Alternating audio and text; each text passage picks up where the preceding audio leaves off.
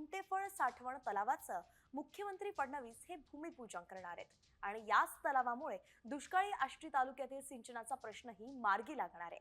मात्र उपमुख्यमंत्री आणि बीडचे पालकमंत्री अजित पवार यांच्यानंतर फडणवीस करत असलेल्या या बीड दौऱ्याची आता चर्चा सुरू झाली आहे। कारण बीडमध्ये पाऊल ठेवताच अजित पवारांनी सुरेश धसांना मोठा धक्का दिला होता।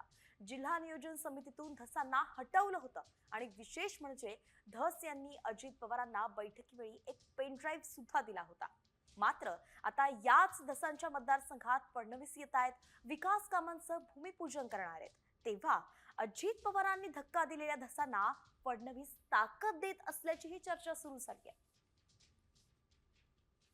या मराठवाड्याला पाणी मिळालं पाहिजे, मराठवाडा सुधारला पाहिजे, मराठवाड्यामध्ये वॉटर ग्रीड झालं पाहिजे, पश्चिम वाहिन्याचं पाणी हे मराठवाड्याच्या तुटीच्या खोऱ्याकडे वळवलं पाहिजे।